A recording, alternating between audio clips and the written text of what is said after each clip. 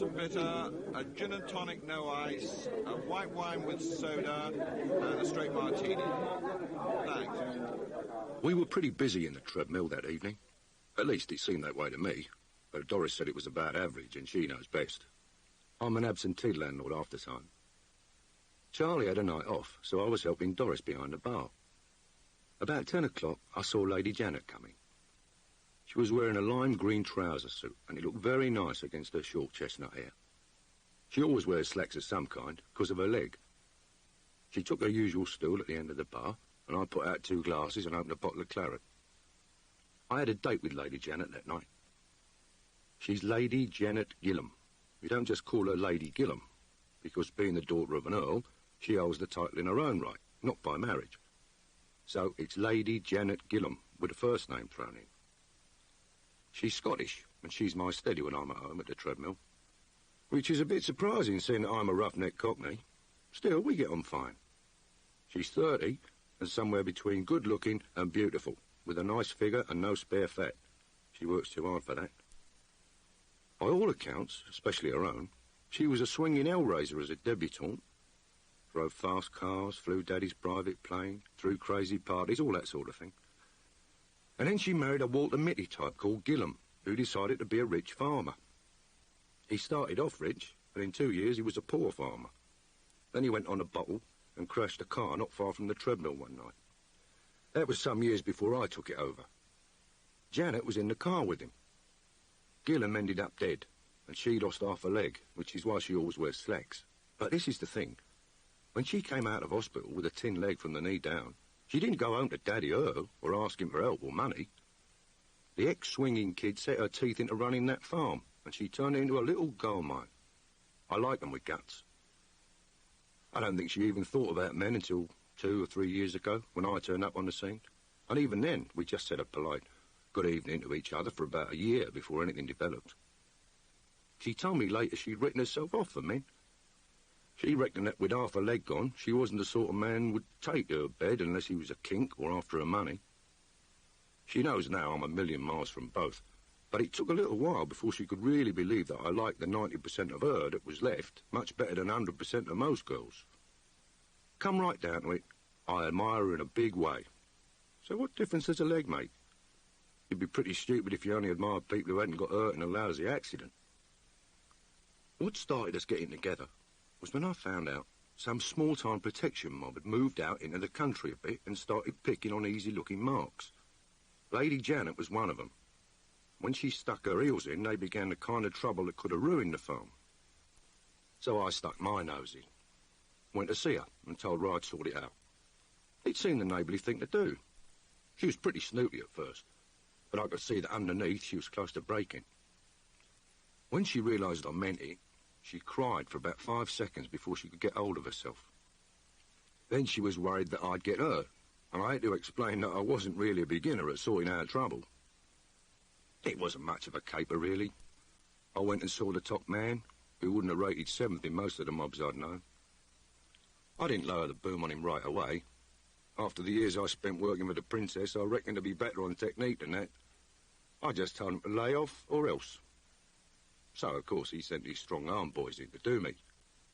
There were 3 of them, and I put them in hospital. Then I went back to the boss man and brought him to the farm, out cold in the boot of a car. He was fat and flabby, and I made him work like a slave, shoveling muck from dawn to dusk for a month, sleeping on straw in a locked-out house. It nearly killed him, and it certainly changed him. A week after I let him go, there was a lot of rain, and Janet got a letter from him saying, "Please excuse the liberty, but her ladyship ought to keep an eye on the culvert at the south end of the valley bottom, because it got blocked easily and might cause flooding." Anyway, during that month, I had to stay on the farm to keep tabs on him. I started off in one of the cottages, but at the end of the week, I moved into the farmhouse with Lady Janet, and we found we suited each other fine. There aren't any strings either way, and we both know there never will be. Now she's got over feeling bad about the leg, I hope one day she'll meet some nice bloke and marry again. I'll miss her a lot, so maybe I hope it won't happen too soon. This night I'm talking about, I'd only been back from the States for 3 days, and it was the first time I'd seen her since getting back. We'd fixed a date by phone, and when the pub closed, we were going to drive up to town, see a late movie, then go into a club. Nightclubs leave me cold. But they make quite a change for Janet these days, and now that trouser suits are okay anywhere, she can enjoy that sort of evening out. We chatted a bit about the farm and what I'd been doing in the States, and then, about 10 minutes before closing time, Doris came up and said a gentleman at the other end of the bar was asking for me. I excused myself to Janet and moved down the bar. He was about 38, in a nice suit, no overcoat, with grey eyes and sandy hair going a bit thin. He had a long upper lip and a funny downturned smile. I felt sort of bristling at the back of my neck, because this one was dangerous. I gave him the nice cheery grin I save up for that kind and said, what can I do to you? I'd like a private word with you, Mr. Garvin. My name's Fitch. It was a very soft voice, a touch of Irish in it, overlaid by something American. The American bit was intonation more than accent, the kind of thing you can pick up if you live over there a while. I registered the accent as one I might use sometime. I can do most voices, from BBC to Nashville, Tennessee, and I often use them on capers, but for every day I stick to Cockney because that's the natural me. I said to Fitch, if it's private, we better have a chat in the sitting room. I told Doris to take care of closing time, then let Fitch through the bar flat and led the way along the passage at the back. When I took over the treadmill, I had the living quarters fixed up very nicely. There's a kitchen, office and big sitting room on the ground floor, and 2 bedroom suites with bathrooms and dressing rooms upstairs. I needed the second suite for when the princess stays with me sometimes. I hadn't bothered to ask Fitch what it was all about, because I was damn sure he wasn't selling insurance or a new kind of bottle opener. And I was right. When I closed the sitting room door and turned round, he had a gun in his hand, a 4.4 Magnum. I stood where I was and said, you can get hurt carrying one of those things. He said easily, let's sit down. The gun's just in case you blow your top before I finish spelling things out for you, Garvin. I chose an upright chair because you can get moving from it quicker than from an armchair. Fitch did the same thing. He was confident, but not overconfident. And he wasn't feeling big just because he got a gun in his hand. Fitch was a pro, and the gun was his tool. I'd already tagged him as dangerous, and now I shoved the grading up a notch or two. There are dangerous soft men and dangerous hard men. Fitch was hard. Take his gun away, and he wouldn't just fold. Break his arms, and he'd keep coming at you with his teeth. I knew the type. They're rare, but Fitch was one of them. He said in that soft voice with a bit of a lilt, I'm working for Odell. He sent me to pick you up. That was a laugh, so I laughed and said, Rodell sent you? Then you must be the first bloke to find a way back from hell. Rodell's not dead, Fitch said. Only half dead, from the waist down. It was a long fall, I'm told. That made me think. There didn't seem any percentage for Fitch in lying about this, so suppose he was telling the truth. If Rodell was alive, I wasn't pleased to hear it. I've known some nasty pieces of work, but they don't come any nastier than Rodell. He was a Levantine, and he'd been in the flesh game, selling girls in South America, Saudi Arabia, and anywhere that he could get a good price. Don't ever think that sort of thing went out with silent movies. Still goes on, and it's easier than you'd think. The experts who specialise in breaking in the girls before they're placed in red lamp houses would have made Caligula throw up. About 3 years before the princess closed down the network, we tangled with Rodell. He had a biggish mob, and they snatched the girl we used for smuggling diamonds. That's all the princess needed. She'd hated Rodell's guts for a long time. We got the girl back, and the princess decided it was time for Rodell to be put down. Call it murder, if you like. I put it under good works. I've heard Modesty called a ruthless killer. Well, that's a load of old cobblers. She didn't just run the smartest organisation since crime began. She ran the cleanest. Sometimes it seemed we spent more time breaking up dirty mobs than bringing in loot. And I remember we passed up a 50 grand job once because we couldn't figure a way to do it without a couple of fuzz getting hurt. Certainly she signed a few people off, But he's always been the kind of bastard whose going leaves the world smelling a lot sweeter. Like Rodel. We went over to Istanbul to take care of him. Just the princess and me. She never sent any of the boys on that sort of thing. His caper turned out tough, and ended up as a minor pitched battle in a warehouse against Rodel and half a dozen others. I killed Rodel myself. At least, I put a knife between his ribs from 30 paces when he was firing down from a catwalk, and he fell 50 feet onto concrete, which seemed good enough. Then we beat it back to Tangier. Rodel's organisation folded, and that was that. But now, here was this Fitch, just the sort Rodel would have working for him, telling me Rodel was alive. And Fitch knew about the fall, too. He was just looking at me, waiting. His eyes were light grey and shallow, with no depth to them. I said, yeah, it was a long fall. If he's only half dead, he was lucky. He's been paralysed from the waist down ever since, Fitch said. That's why he wants to see you, Garvin. He smiled, that downturned smile. I don't think he's had much else on his mind in all that time.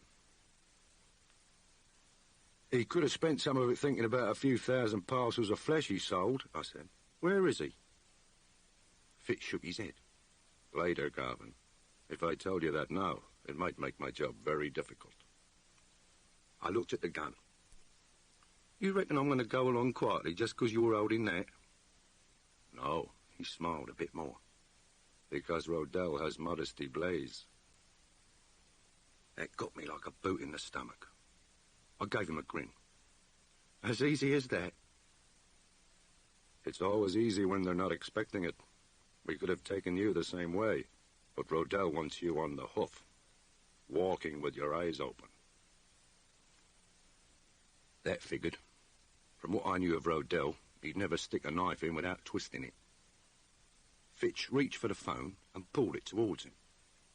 He dialed a number, and right then I hated the trunk dialing system.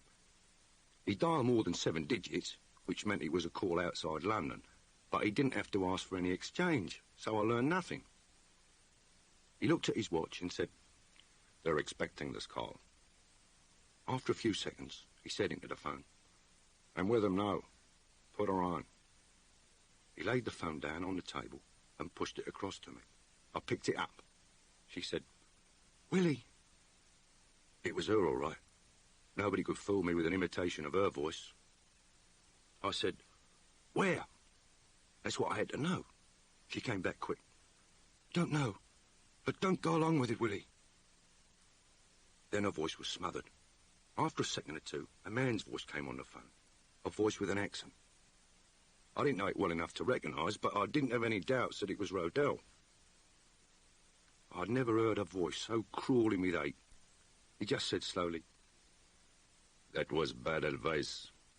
Fitch will tell you what happens if you don't come, Garvin." Then he cut the connection. As I put the phone down, Fitch said, "Rodel has her. He's expecting us at a certain hour. If we don't arrive by then, he puts his experts to work on her." He let it sink in, then stood up and slipped the gun into a shoulder holster. "I guess that holds you better than a gun." They had it weighed up just right. Anybody who knew the princess and me could lay 1,000,000 to 1 that I'd go along, even without an escort. I stood up and said, "I'll get me jacket." I felt sick, and I reckon I looked it now. I was letting it show, to make Fitch feel easy. My jacket was on the back of another chair. I picked it up, tossed it in Fitch's face, and followed up. I gave him stiff fingers in the solar plexus, and a chop under the ear as the jacket fell away from his head, and then caught him as he went down.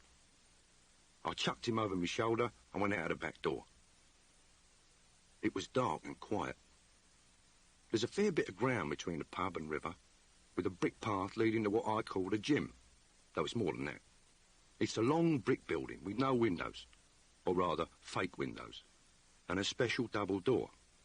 There's a pistol range, a short archery range, a combat dojo, gym equipment and showers. The whole building is soundproof. At the far end, separate, there's my workshop, where I do a lot of fiddling around with electronics and micro-engineering. I carried Fitch in and locked me out the door, then tied his hands behind him and took the gun away. I'd got to find out where the princess was, and I knew the only way to do it was to break this bastard fast. Given time, I might have eased it out of him with scopolamine, but I didn't have any around and I didn't have time either. Making someone talk has never been my line, and Fitch was tough. Not just on the surface, but deep down. If I thought about what Rodell's experts would do to the princess, I suppose I could have got busy on Fitch without too much sweat, but even that was no good. I've been worked on myself, once with a hot iron, and you can ride the pain till it knocks you out. Well, Fitch was the kind who'd do that, or more likely still, he'd talk but lie, and there wasn't time to chase after false leads. I had to break him from the inside, so when he talked, he gave the right answers. I fetched a coil of rope, climbed one of the gym ropes, and ran the end of the coil through a big pulley in a beam that ran across the gym. I dropped down, made a small bowline noose on the other end, and forced it over Fitch's head. Then I brought a chair from the workshop and stood it under the pulley. Fitch was beginning to come round. While he was still half senseless, I pulled on the rope and dragged him to his feet. After about 10 seconds, when he could stand without his knees buckling, I heaved on the free end of the rope again. The chair was right beside him, and the only thing he could do was climb up onto it. He stood there swaying, head twisted, eyes sticking out, sweating cobs in case he overbalanced.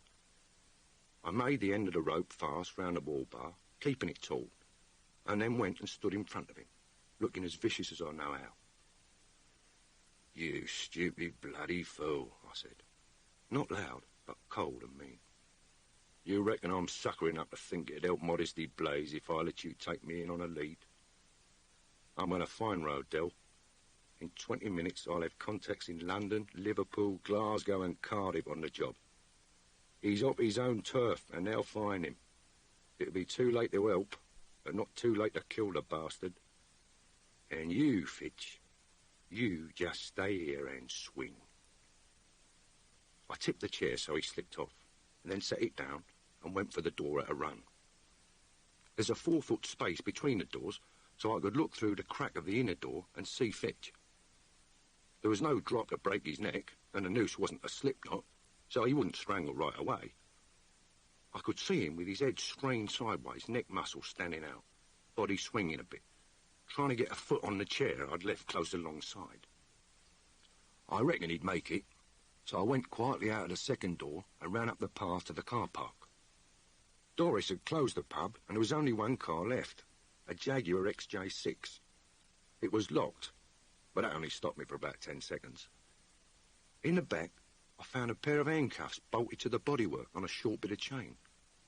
They were for keeping me quiet when we got near Journey's End.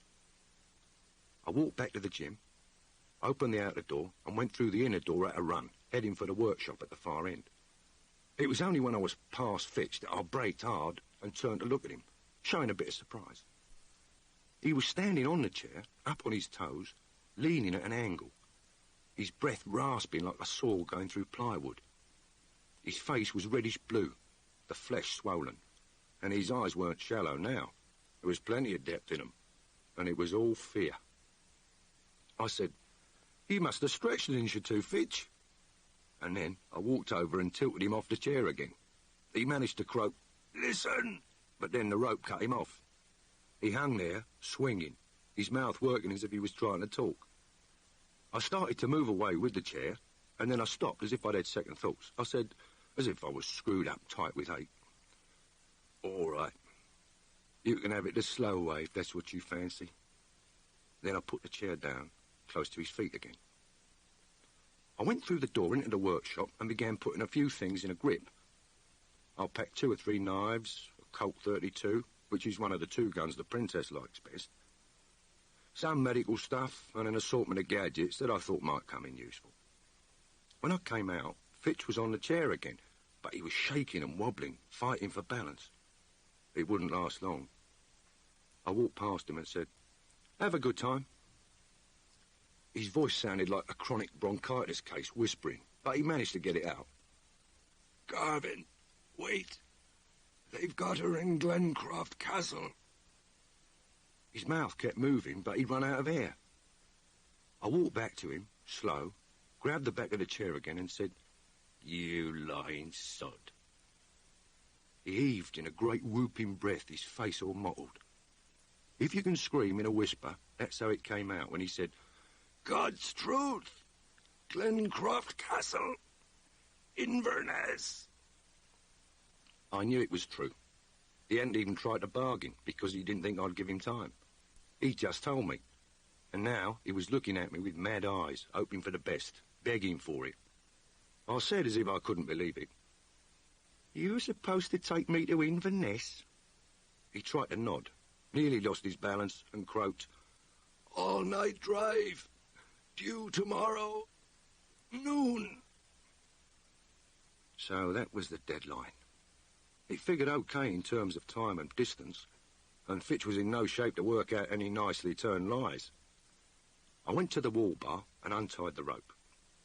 He fell off the chair and lay heaving and gasping. I opened the bag and took out a hypodermic. He didn't even try to move when I pushed his sleeve back and gave him a shot. 3 grains of phenobarbital. He'd be out for hours. It hadn't been pretty, but he'd come out of it with a whole skin, and I reckon he ought to be thankful for that. I went to the phone in the workshop and rang Weng, Modesty's houseboy. He told me she was down at her cottage in Wiltshire. I told him different. It shook him a bit.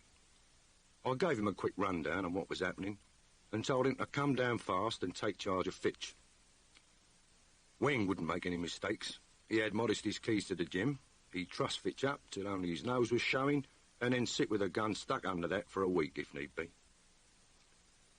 When I rang off, I picked up the bag, went out and walked back to the pub. Lady Janet was in the sitting room looking through a magazine. As I came in, she said in that soft, burring voice, "And what happened to your friend, then?" She looked up, saw my face, and stood up so quick you'd never have known she had a gammy leg. "What happened to you, for God's sake?" I was getting out ordnance survey maps and a guidebook. I said, "Sorry, Jan, the date's off. I got big trouble." Castle Glencroft was in the guidebook. It was described as a fortified house and only rated 3 lines, so I knew it wasn't very big. Probably one of those old mansions with a castellated roof. Lady Janet said, "Is it Her Highness?" That's how she always spoke of Modesty. Before they knew each other, there used to be a bit of acid in it. But they'd met quite a few times when the princess has been staying with me, and I think they get on pretty well. Janet still spoke of Her Highness, but it's just a sort of joke now, with no needle in it. I said, "She's been grabbed, Jan. An old grudge and a bad one. They're the kind of men you'd never even meet in nightmares, and they've got her at a place called Glencroft Castle. At noon tomorrow they'll start taking her apart." That must have raised a lot of questions, but Janet didn't ask any. As I went to the phone, she limped across and put a hand on my arm and said in a quiet voice, "She's good at looking after herself, surely." I didn't need telling that. She'd look after herself all right if she could see them coming, but this was different. I told Janet so while I was looking up Dave Craythorpe's number. Dave has a beagle pup that he keeps at White Waltham, not very far from the treadmill. He's done quite a few flying jobs for us. I was praying that he was at home and available, or if not, that I could borrow his beagle to fly myself up to Glasgow. The phone kept ringing. Janet said, "Who are you trying to get, Willie, and why?" I told her. She put her hand on the phone cradle and cut me off. "There's Daddy's Beechcraft Baron at Heathrow," she said. "He came down on Tuesday and is still in town. I'll fly you up to Glasgow myself, Willie." Jesus, good old Daddy Earl. I didn't ask if he'd let her borrow the plane because I had an idea she wasn't going to bother about permission. Nobody at Heathrow would stop her, not when she gave him that look with 10 generations of Earls behind it. And the Beechcraft could do 225 miles an hour against the Beagle's 120. I put my arms round her and kissed her as if I meant it, which I did. She smelt fresh and cool, and she was good to kiss. Then I rang a Glasgow number, and this time I got through right away. Wee Jock Miller said, "Hey," and I told him I wanted a good car waiting at Glasgow airport from 2 a.m. onwards. He just said, "Aye, Willie," and we rang off. Jock had a network pension because a bullet wound had cost him the sight of one eye, and he ran a garage in Glasgow now. He'd never talked much, but if he said, "Aye," then you could stop worrying. Janet said, "I was inside Castle Glencroft once when I was a wee thing. It's no more than a big house, Willie, north of Loch Shield, and nothing for miles around."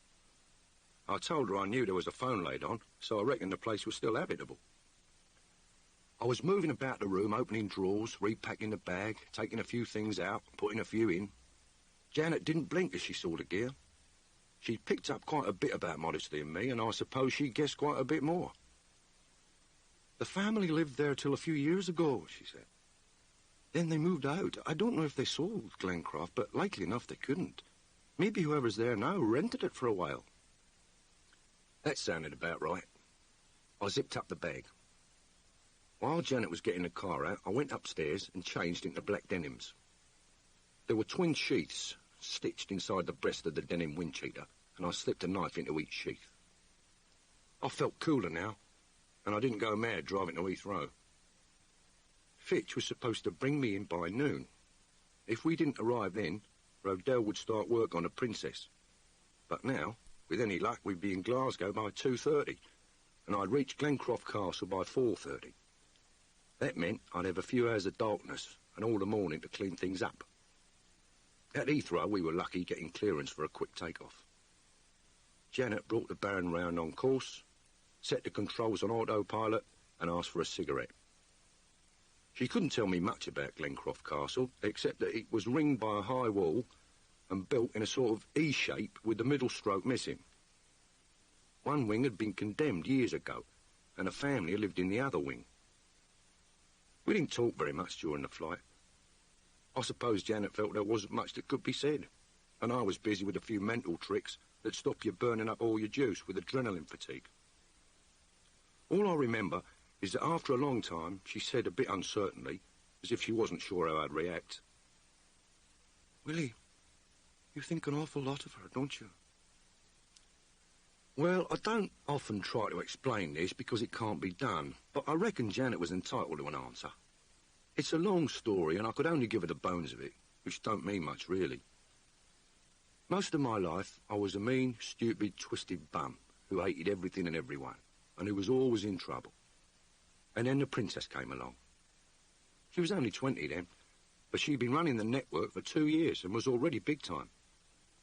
She picked me out of the gutter, or out of jail to be exact, gave me a job to do and trusted me. It was like being melted down and remoulded.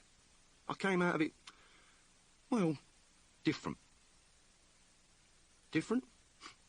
Well, try imagining something that's always lived in pitch dark, groping around at the bottom of the sea, and then suddenly it finds it can live in the open, in the air and sun. It was like that. Or like if suddenly you found you could take off and fly like a bird. It was that different. When I'd finished blundering around with words, trying to explain all this to Janet, she sat thinking for a bit and then said slowly, "I have an idea of what you mean, Willie.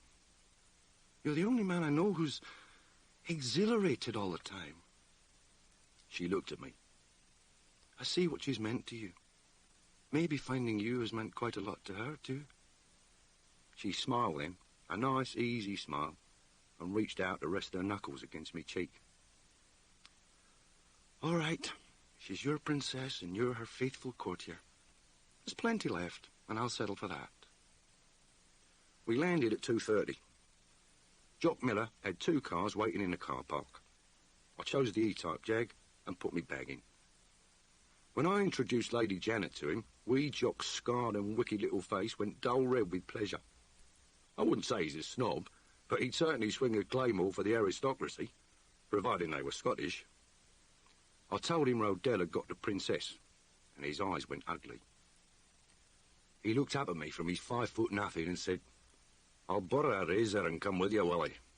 I said, "You bloody well won't, Jock. It's got to be done sneaky, and one sneakier than 2. So you look after Lady Janet and get her fixed up at an hotel. I'll call you as soon as I can." I kissed Janet goodbye, and she hung on to me tight for just a second. Then I got in the car and drove off. In the mirror, I could see the two of them looking after me until I turned out of sight. The winter snows had gone and the roads were clear. I made good time up past Loch Lomond and didn't lose a lot on the road through the Grampians. And then there was Rannoch Moor and the long curve round to Fort William before I took the minor road running north. Half an hour later, I turned down a track leading to Glencroft Castle. It was nearly a mile away, but I drove with no lights. After about half a mile, I pulled off the track into a little rocky lay-by, got the bag out and went ahead on foot. It wasn't 4 yet, and up north here, I knew it wouldn't be dawn till well after 8. I was feeling nice and easy inside now. I'd got there, I got time in hand, and I got the initiative, which was the most important thing of all. As far as Rodell knew, I was in a car with Fitch, and had probably only just cleared the Midlands at this moment. Glencroft was a miniature castle, as Janet had said, and there was a crenellated wall right round it, about 30 foot high. As the castle itself only had 3 floors, the wall was well out of proportion. But God knows why anyone had built the place there anyway. Didn't defend anything, except whatever was inside. Still, with the clans always feuding, that had probably been the point. I took a look all round the wall. There was one big main gate with spikes on top. It was newer than the castle, not more than a century old. Of very solid timber, and locked or barred on the inside. The barbed wire reinforcing the spikes was newer still, not even rusty yet. The wall arched over the top of the gate, and the small gap was filled with these spikes and barbed wire. On the eastern side there was a small door set in the wall, again very solid and barred on the inside. I decided to go over the top, so I sorted out the stuff in the bag, put a selection of it in a small pack, and strapped this on me back. Then I took a length of knotted nylon rope with a grapnel at the end. The tines of the grapnel were sheathed in rubber, except for the tips. It hardly made any noise when I tossed it up and got it hooked over one of the crenels. It was an easy walk up the wall. I was trying to think what they call the bits that stick up between the crenels. About 4 feet from the top, I remembered they're called merlons. And at just about the same time, I felt the rope give. The mortar holding the big stone that the grapnel was hooked on must have been weak and crumbly, because I could see this stone, about 18 inches long and a foot thick, leaning over as it tilted out from the top of the wall. Then we both fell. I'm not laying it on when I say I can take a 25-foot fall onto turf without worrying too much. Falling is something I can do quite well, which isn't much to boast about. The smart bloke is the one who doesn't fall. This fall had problems, though. I didn't want to land on me back because I was wearing a pack with a lot of eyewear in it. Another thing I didn't want was to have a 100-weight block of stone laying on top of me. So I was fending this off as I went down, or rather, trying to push myself aside from underneath it. That was the last thing I remember for a bit. When I opened my eyes, I felt cold as a deep freeze, except for my left shoulder, which was on fire. The block of stone lay a yard away, and it hadn't hit me. I hadn't landed on me back either, because that didn't hurt. What I'd done was to dislocate me left shoulder. When I sat up and touched it, I could feel the lump where the bone was out of the socket. Charming. After a bit, I stood up and leaned against the wall with my good shoulder, wondering. In some places, my name carries quite a reputation, and I was wondering why. My own opinion of Garvin just then was that, with a lot of help, he might just about make the grade as a village idiot. There was nothing I could do about the shoulder, not on my own, so I spent a little while wrapping the pain up in black velvet and shutting it away where it couldn't reach me. It's a mental trick, and it's one of about 1 million things I owe to the princess. You don't learn it in an hour or a day. There's an old chap called Sivaji in the Thar Desert north of Jodhpur who says he's 127. I think he's a liar. He's 150 if he's a day. The princess sent me to him years back, and I spent 2 of the weirdest months of my life learning a lot of useful things. After a while, when the pain was a long way off, I moved up along the wall a few yards and tossed the grapnel up again. This time, I put my weight on it for about 5 minutes before I started to climb. It's not all that funny climbing with 1 hand and 2 feet, but it must be possible because I managed it. Then I dropped the rope inside the wall and climbed down.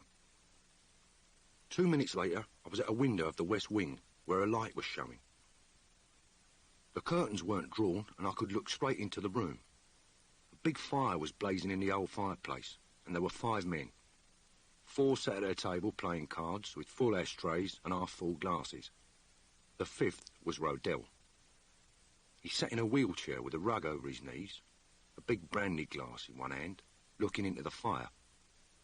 I remembered him as a big man with a hard brown face. He was still big, but his face was yellow, and the flesh had gone from it now, leaving it shrunken and tall. It was as if some acid had been eating away for years inside his skull. And I suppose it had. The other 4 were just the kind I expected, variations of Fitch.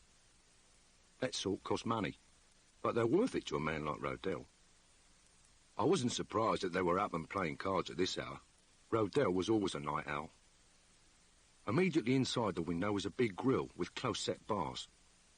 This wasn't new, so I guessed it was part of the fittings, and that these grilles were fitted inside all round the ground floor windows to prevent theft when the place was empty. I checked another half-dozen windows, and they were all the same. I thought it likely the upper windows would be free of grilles, but I decided to have another look in the lighted room before I started climbing again. When I got back to it, I saw that one of the men had brought some plates and a big dish of thick sandwiches. Rodel hadn't moved and wasn't eating, but the rest were. Then the door opened and a new man came in, herding the princess ahead of him with a gun. I felt my stomach jump like a trout. Her hands were behind her, and she wore the sweater and cord slacks she often wears for riding when she's down at Benaldon. Her hair was a bit tousled, and there was a bruise on her face. But she was all right.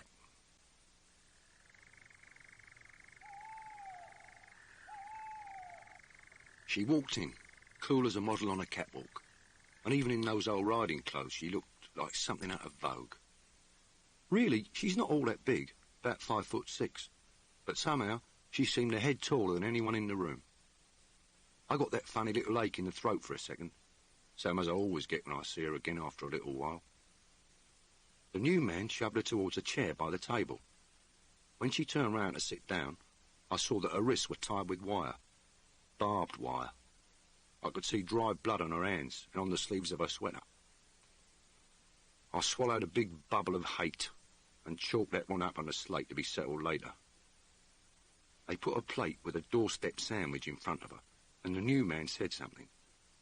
Rodel moved for the first time, turning to watch. It was just the sort of thing he'd enjoy, watching her get her face down and gnaw at the sandwich like a dog. But it didn't bother me, because I knew it wouldn't bother the princess. Food's energy, and that's a lot more important than pride when you're on a caper. She bent and bit at the sandwich. It struck me that this was a good time for me to try the upstairs windows. If I could get inside and then down, I could see where she was taken when she finished eating. Now that I knew she wasn't under heavy sedation, I wanted to get her free of that barbed wire before starting a rumble. It didn't improve my opinion of that genius Garvin to realise that one thing I hadn't got in the pack was a pair of pliers for wire cutting, so it was going to take a bit more than a try to get her free. 5 minutes later, I'd got the rope and grapnel from the outer wall and was standing under a window about 20 yards from the lighted room. On the second try, I managed to get the grapnel hooked on the sill. I tested it well and then started up. Now and again, the pain in the shoulder kept breaking through, and the arm itself was useless. But somehow, I made the climb. Then I saw the bars of a grille inside the window. This didn't seem to be my night. I sat on the sill and felt cold, and suddenly I was sick. Next second, a light went on in the room, and I got off the sill so fast I nearly fell. I hung by one hand, groping for the rope with my feet, and realised that I must have picked the room where the princess was kept, and that the guard had just brought her back to it. I eased myself up until I could look over the sill. The new man was just going out, and before he closed the door, I saw the makeshift drop bar fixed on the outside of it. The princess was sitting on an iron bedstead with no mattress. There was nothing else in the room except a wooden chair. I'll never know how I got up on the sill again one-handed, but after about 100 years, I found myself sitting there. The princess had moved and was half squatting on the floor against the foot of the bed. She eased herself over as if she was doing a sideways roll. I realised she'd managed to wedge the plier-twisted ends of the wire into a crack of the bedstead, and she was trying to untwist them. It wasn't surprising I'd seen blood on her hands if she'd been doing that for long. I tapped on the window with a fingernail. Her head turned, and she got up and came towards me. Her face was almost against the bars as she stared out, trying to see me. Then she lit up suddenly with a smile. This one was a very special smile she's got, and you don't see it often, but I reckon it's what the Eleanor Troy girl must have had when she got 1,000 ships launched. It's a smile where her eyes dance and sparkle and laugh, warm as sunshine. Then it was gone, with just the ghost of it left as she lifted an eyebrow at me. I got a glass cutter out of my wind cheater pocket, scribed a quadrant in a lower corner of the glass, and tapped it loose. She bent down to the hole, and I whispered. "The grill?" She whispered back. "Hinged one side, padlocked the other. Have you got a probe, Willie, love?" I got half a dozen probes. I spread them in my hand and reached through the hole and the bars. She turned round so she could get her hands to the probes and took the one she wanted, and then brought the chair, set it to the one side of the window, climbed on it and turned her back again to work on the padlock. After about 2 minutes, she climbed down from the chair and gave me a nod. I reached through the hole in the glass and pushed the grill. It swung inwards. She moved the chair, stood on it again, and managed to unfasten the casement catch. 10 seconds later, I was inside. Now that she could see me in the light, she stared again, and this time she wasn't smiling. I suppose I'd lost a bit of colour and was hunched up on one side, because she whispered, "You look like parchment. What have you done to your shoulder, Willie?" I started to tell her, but didn't get very far. It must have been the reaction from finding her okay that made me lose me grip on the pain, but suddenly the whole shoulder seemed to turn into raw acid. Everything went grey and woozy, and I only just got to the bed before I passed out. It was no more than a minute or two, I think, but when I came round, I was lying on the bed on me back, with the pack off. The princess's hands were still bound, but they were in front of her now. She managed to wriggle her bottom and legs through her arms. Try it with barbed wire round your wrist sometime. She was at the door listening. I could see her slacks were badly torn, and there was blood on her thighs now, as well as new blood on her wrists. She saw I'd come round and whispered, "You'll be back soon. They never leave me for more than 10 minutes. She moved quickly to the bed. "Got to get that shoulder back in place first, Willie. Take another little nap for a few seconds." Her hands went round me throat, not tightly, and I felt a little scratch on me chest from one of the barbs. Then her thumbs began pressing steadily on the 2 carotid arteries. I didn't feel myself going, I just went. That's the way with a sleeper hold. I knew what she was going to do, and I was glad to be out of it for the next half minute or so. She was going to lie head to toe with me on the bed, put a foot in me left armpit, grip me wrist, and give a mighty heave to click the bone snugly back into the socket. And that's what she did. When I came round again, even after just that little time, it was like waking up in a new world. If you've ever had a joint put back in place, you'll know what I mean. The shoulder ached and was sore, but all the fire and pain from the stretched tendons had gone, and I could move it without too much trouble. She was sitting on the edge of the bed, looking down at me, sort of half smiling, but concerned at the same time. I'm 8 years older than she is, but sometimes she makes me feel like a kid with a grazed knee who comes running to have it kissed better. I gave her a big grin, and it was a real one. Next second, she was on her feet and moving towards the door fast. I must have been a bit dopey still, because I hadn't heard anything. The door opened, and the man came in. The man who brought her up here maybe 10 minutes ago. He wore no jacket, and there was a gun in his shoulder holster. I reached for a knife under the open wind cheater. Besides falling well, that's another thing I can usually manage. Drawing a knife and throwing it without a lot of time wasting. Say, about 0.3 of a second. This time, you wouldn't have needed a stopwatch. You could have timed me with a calendar. Well, that left it to the princess. Her hands still bound with that bloody wire. What happened next shows just how far she thinks. She took off and went sailing at him feet first, but not in a drop kick, because of the noise. He was still moving forward, only just registering the situation, when her feet went one on either side of his neck and her whole body twisted so that she was face down in mid-air. His neck locked between her crossed shins, her feet turned in and hooked behind his neck. She held it as she hit the floor with her palms, getting some horrible punctures from the barbs, and in the same instant she ducked her head and went into a high-powered forward roll. The man at the end of her legs was whipped over the top of her as she rolled. He went flying head first through the air, parallel to the bed like a fishing line flies after the rod when you make a cast. He travelled about 4 feet while she held the grip, and another 5 feet after that. His head went straight into the solid wall just beside me with a quiet, nasty noise. My only contribution was that as I knew what was coming, I managed to swing both legs round, spread wide under his body, to break the fall after he hit the wall. At least it helped to make sure there was hardly any noise. I heaved him off my legs and sat on the edge of the bed, looking down at his head. It was unnaturally flat on top, like an egg hit with a spoon, and a trickle of blood was running through his hair. As the princess came to her feet, I said, "If there's a vacancy for a ghost in the castle, this bloke's just qualified." "It was meant," she said, and then sat down beside me and held out her hands. When I looked at them, I didn't blame her for meaning it. I got busy on the ends of the wire. They were twisted solidly together, and I used the notch of the glass cutter to work on them, slowly getting them untwisted. It took a few minutes, and we talked in whispers. They picked her up in the stables at Benilton. She'd walked in and found 3 guns looking at her. They brought her up north in a car, drugged. She'd been here 36 hours now. The wire came off at last. I got the little medical kit from the pack, put Usol on her wrists and bandaged them up. She stripped off her torn slacks and lay face down on the bed while I doctored the punctures and gashes in her thighs. I told her my side of things, and how I got up here so fast. We weren't wasting time. There was some work to be done soon.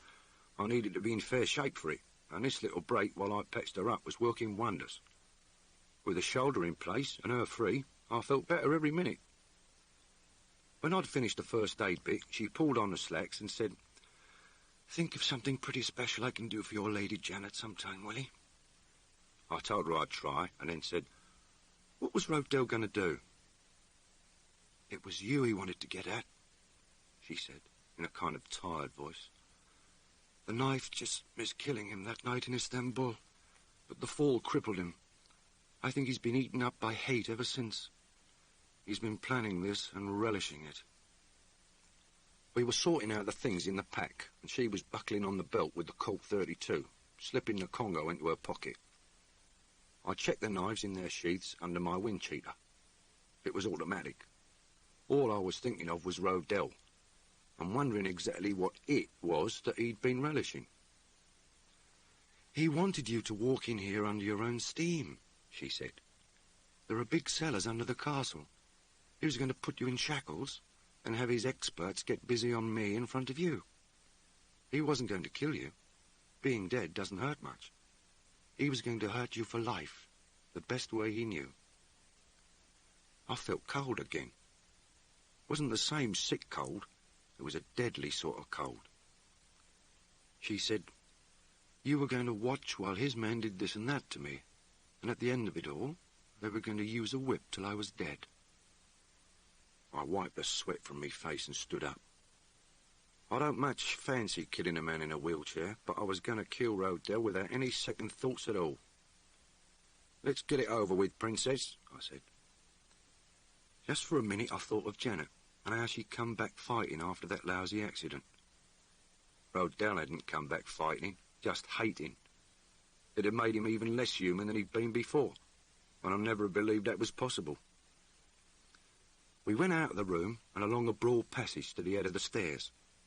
There wasn't any planning to do. We were just going to go into the room and get busy.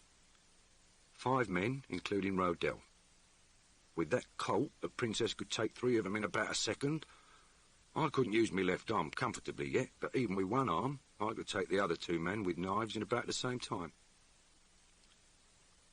The hall and stairway were poorly lit, and I could see the crack of brighter light under the door where Rodell and the others were.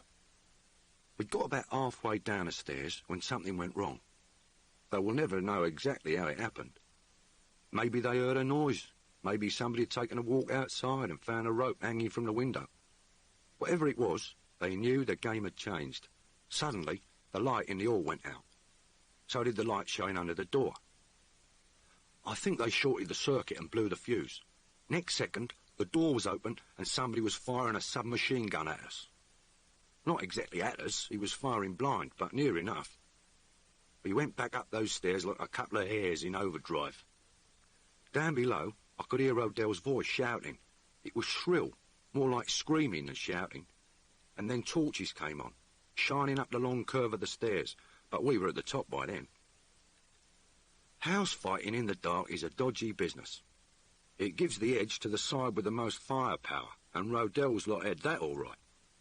The Princess hung over the balustrade at the top, trying to sight a torch to fire at, but we could only see the beams of light, not the torches.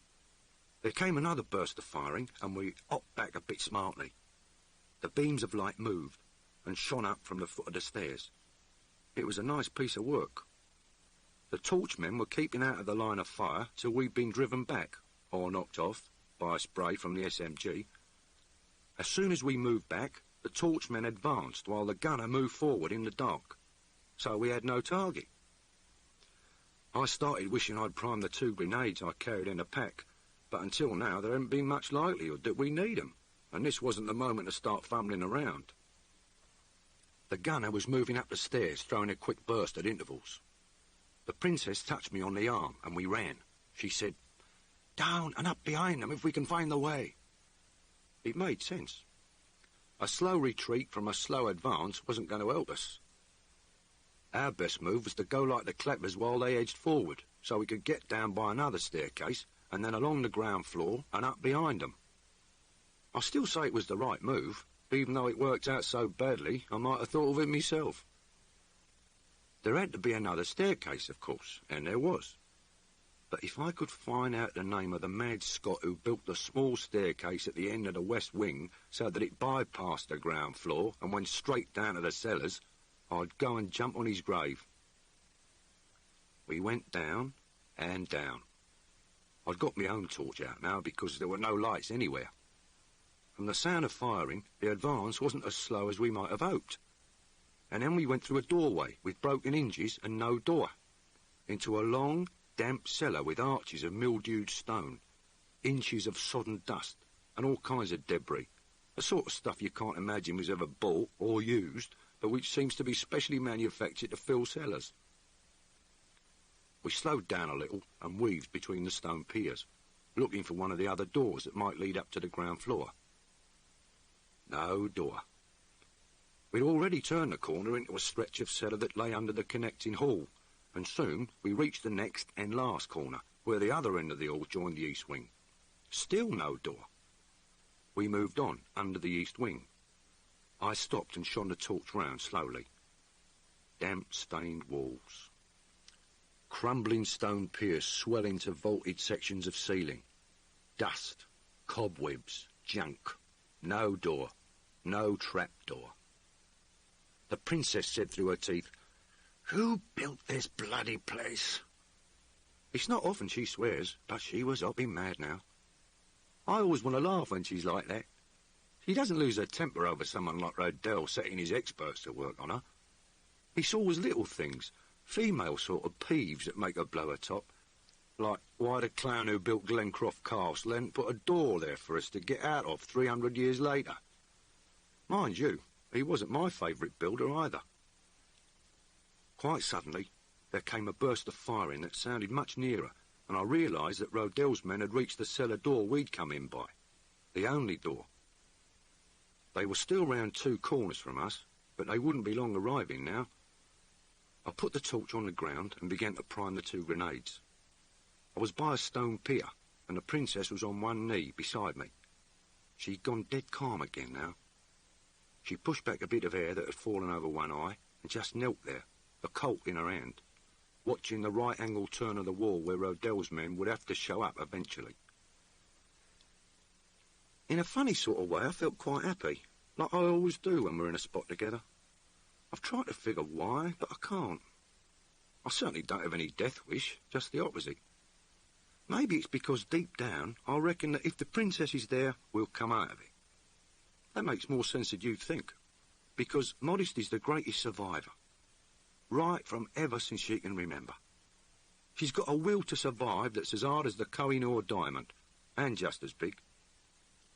Even now I was backing her to outshoot Rodell's gunman, if it came to that. But it didn't come to that.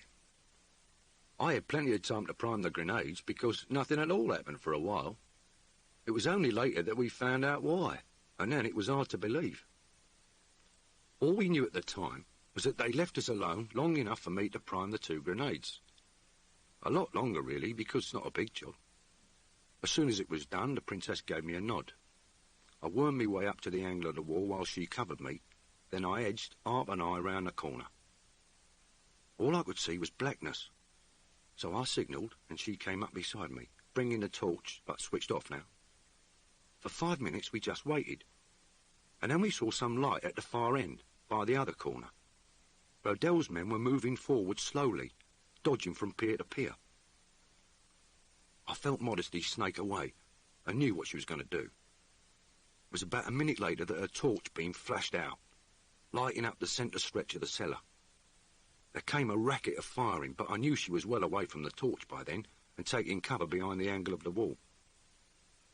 Not one bullet hit the torch where she propped it on some crate or 16th century Edmund's block she'd found. But it wouldn't have mattered anyway, because in the first 2 seconds I'd seen all I wanted to. 3 men half hidden behind piers about 20 paces away, and a 4th darting between piers, a little nearer. I pulled the pin from the grenade, counted 3, tossed it so it fell a bit beyond where they were hidden, and then ducked back. It made a nice, impressive bang, and the shrapnel seemed to keep flying around for about 10 seconds, ringing against the walls of the piers and screaming off in ricochets. What happened next was more impressive still. The castle fell down. I must be one of the few men who've ever knocked down a castle with a Mills bomb. Not exactly the old castle, or the outer walls, but at least half the interior ground floor, and quite a bit above that. It began slowly, with a weird sort of creaking as the echoes of the grenade faded. That was when I remembered that we were under the wing that wasn't in use. The wing Janet had told me was condemned as unsafe. After the creaking there came a long, rending crash as some big beam broke and fell, probably making about 1 million woodworms homeless.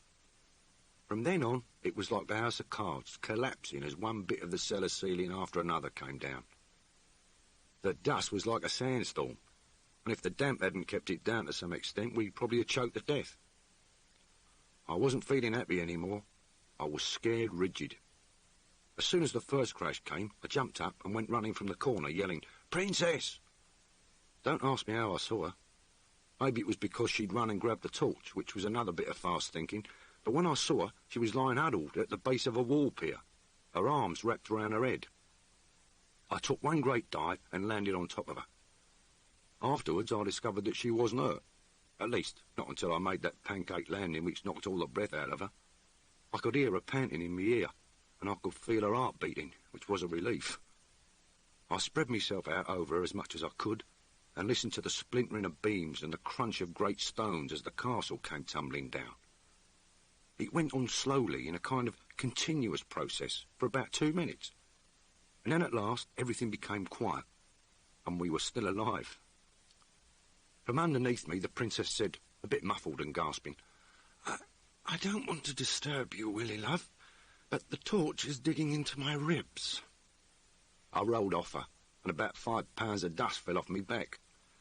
You're getting soft, I said. It's like that story about the princess and the pea.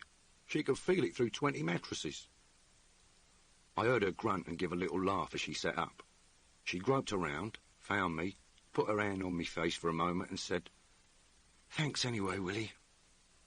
A moment later, the torch clicked on. We looked round. Whoever had condemned this east wing had only been half right. He should have double condemned the whole hall between the two wings. Not a great deal had fallen close to us, but where the centre section joined the wing, there was nothing but a great pile of stones and rubble, with broken beams and joists sticking out of it. The roof had certainly fallen in on Rodell's men, which was a good thing. Not such a good thing was the fact that we were entombed. The princess switched off the torch, and we waited for our eyes to get used to the dark. After about 5 minutes, she touched me and said, "There, Willie." I felt along her arm to find where she was pointing. Then I looked and saw it. A tiny crack of light, moonlight or starlight, coming in through a pile of debris that sloped up against the angle of the wall. It took me an hour to make anything of that gap, and we spent most of it working on chunks of stone that Cheops could have used for building his pyramid.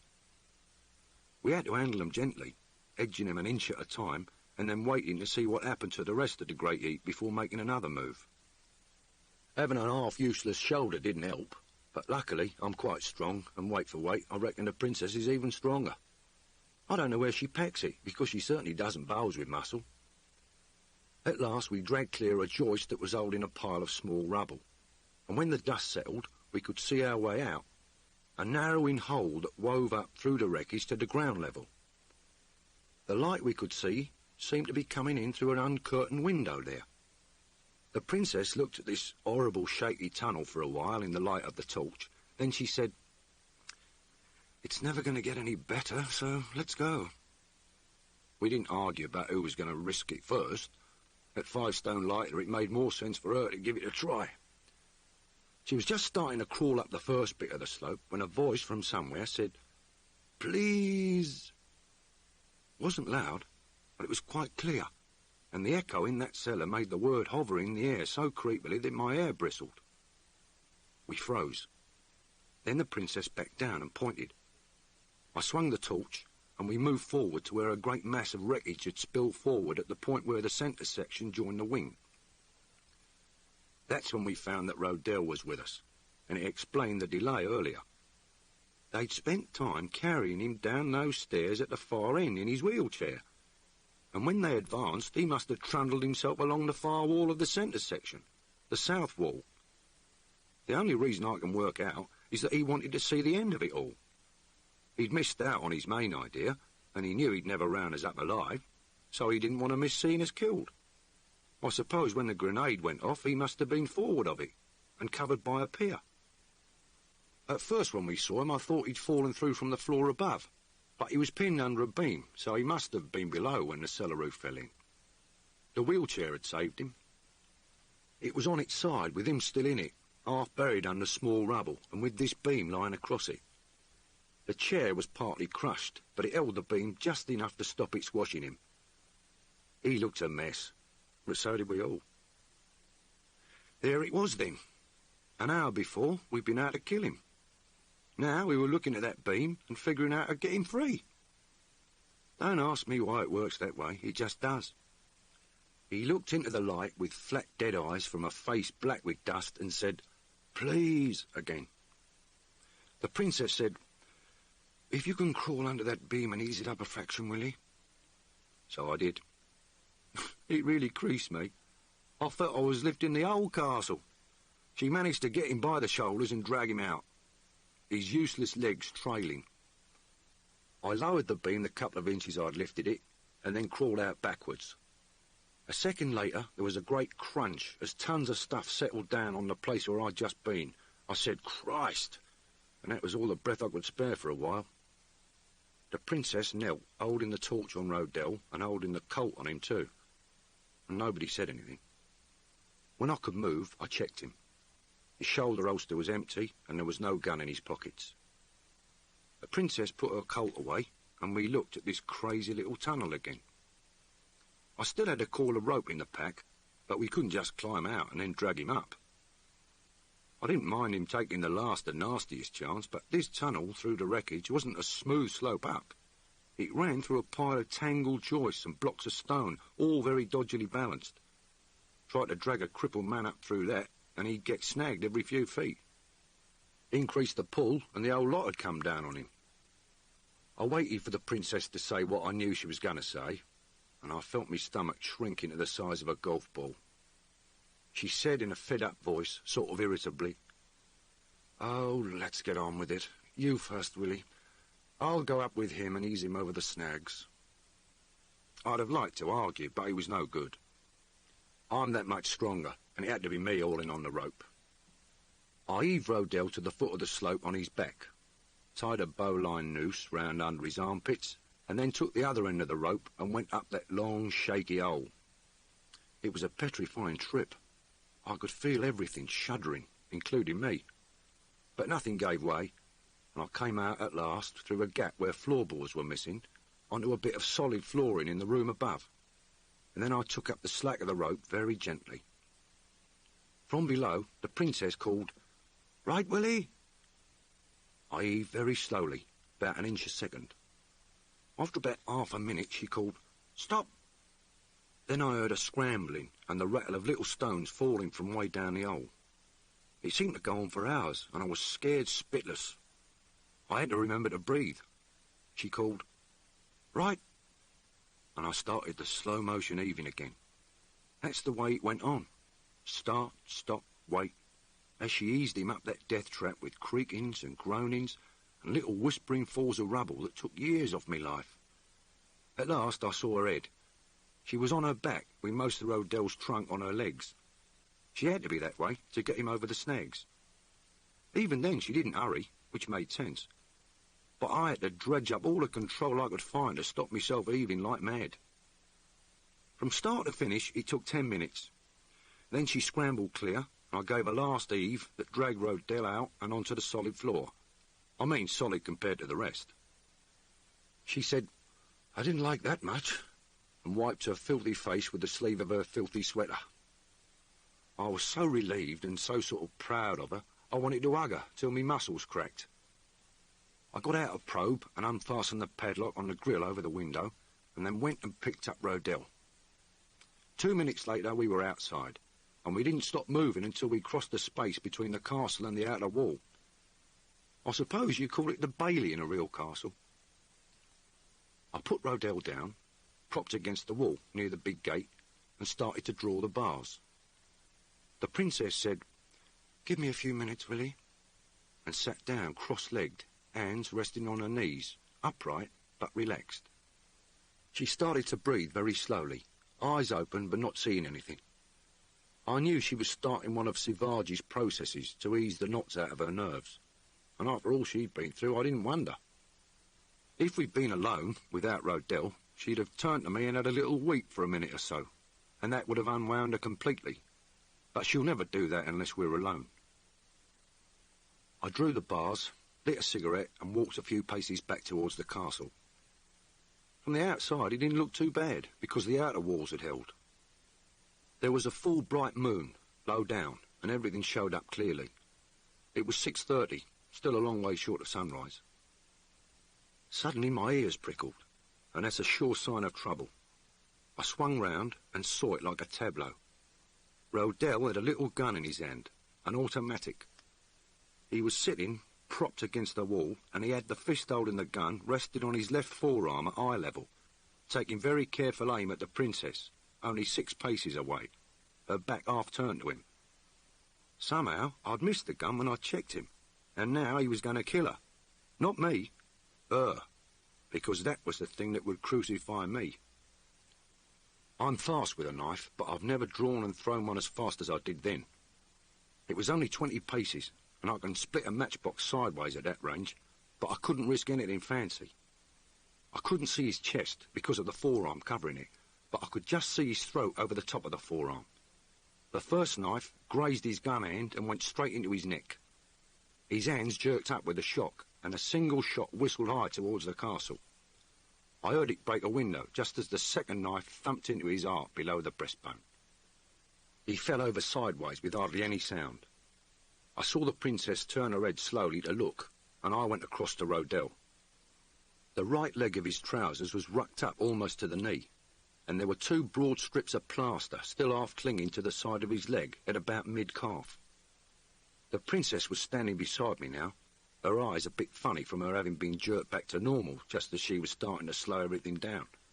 I pointed and said, "The gun was stuck to his leg. Sorry, Princess." She said, "You think I wouldn't have missed it?" I didn't argue. Picked up Rodell, and we walked back to the castle and climbed in through the same window. At the top of that hole, the Princess had dragged him up. I pulled the knives out of his chest and throat. Being very dead, he hardly bled at all. I shoved him headfirst down the hole. He slid about 6 feet down and then jammed. The wreckage creaked and groaned as I jumped about, but now we wanted it to collapse, it wouldn't. I got out the other grenade, pulled the pin, and tossed it down so that it bounced on Rodell and then went rolling on below. We didn't wait. We went out of that window like greyhounds out of a trap and kept running. 5 seconds later we heard the bang, then a lot of crashing and grinding. When it stopped, we walked back and looked through the window. The whole floor had fallen in. Rodell was entombed with the rest of his friends, and I thought it likely they'd stay there a very long while, if not forever. Nobody in their senses would want to start rebuilding Glencroft Castle. We walked away and out of the gate. A big old mountain block stood just to one side of it, and the Princess said, "Willie," and turned to me. I put my arms round her, sat down on the mountain block with her on my lap, and held her close. She didn't make any noise when she cried. I could just feel her shaking a bit, and the tears making me neck wet. It's not often she does it after a caper, but this one had been a real nerve twister, especially her part of it. Now I felt the opposite of what I'd felt when she fixed me shoulder. Makes me feel about 10 feet tall when she turns to me like that. I talked nonsense and made a bit of a joke now and again until she felt all quiet and relaxed in my arms. And then she sat up, borrowed my handkerchief, blew her nose, and grinned at me through the streaky mask of dirt on her face. I said, "Weng's sitting in the gym at the treadmill with a cannon stuck in Fitch's ear." We got up and walked half a mile up the track to where I'd left the car. There were 2 cars now. Lady Janet Gillan was there, carrying a sporting rifle, and so was wee Jock Miller. Jock said, "She was going to come and ask for you at sunrise. I couldn't stop her. If she wasn't out in 10 minutes, I was to go and bring the fuzz." Well, in bonny Scotland, the police would have come looking for Lady Janet Gillan fast enough, but I wouldn't like to bet they'd have found her alive. The Princess said, "Hello, Janet. Thanks for all the help." There was a lot more in her voice than just the words. Janet gave her a smile, a nice one, then looked at us both and said, "Jock has showers at the garage. We'd best be moving." The Princess said, "I'll go with Jock," and got in the E-type with him, leaving the Rover for Janet and me. Janet said, "Are you hurt under all that muck, Willie?" But her voice started shaking, and she only just got it out. Then I saw some tears on her face. I was going to cuddle her up and tell her everything was all right, but I was coated in filth, so I stopped. Janet said, her voice all up and down, "Never mind the dirt. What the hell do you think she went ahead for? We're not all made of teak." And she could see I was going to cry. "So hold me a wee while, Willie." So I did, which was the second time in about 10 minutes. But I didn't tell Lady Janet that.